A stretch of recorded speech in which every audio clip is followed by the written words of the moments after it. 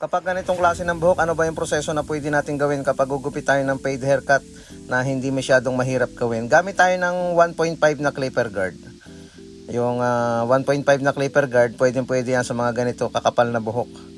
Hindi siya mahihirapan at makikita na agad natin yung forma o magkakameron siya ng shape kung saan tayo gagawa ng gupit na ating pwedeng gawin para sa kanya. Overcomb.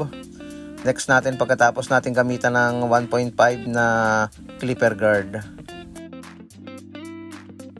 Zero close natin para magkameron siya ng pinakang baseline kung saan tayo mag-uumpisang mag-blend. O diba? Kita na agad kung ano yung gagawin natin next. Tanggalin yung buhok sa ilalim gamit ang ating trimmer.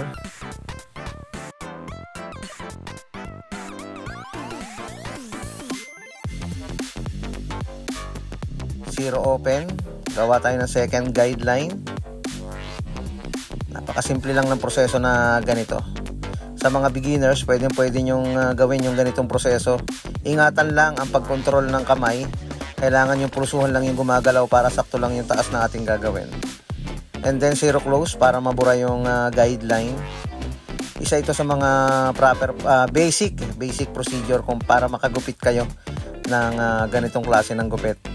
Kontrolado lang dapat yung kamay. Sundan nyo lang din kung paano ko ginagawa at makakagupit na kayo ng tulad nito.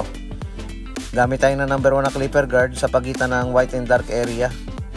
Yan, pa-slant ha yung paghagod. Dapat ikakabigin mo yung dulo pataas. Hindi mo didiretso, baka sobrang mapataas naman ang pagkakabawas mo nito. Tingnan mo lang din kung saan nag-e-end yung pinakang ginawa natin kanina.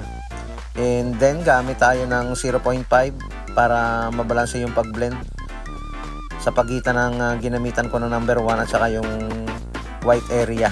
Ayun, di ba? Naging balanse na yung forma ng fading nito. Saka overcomb again dahil magkakameron siya ng parang pinakang baywang sa parting yan.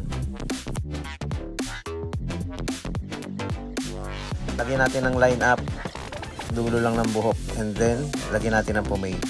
Hinahitan ko na yan kanina, hindi ko lang naipakita sa video. So, okay na. Brush up natin yung kanyang buhok. Sa mga ganitong textured ng buhok, pwede yung ganyang proseso. Pantayin natin yung mga sumobra. Gamit tayo ng gunting.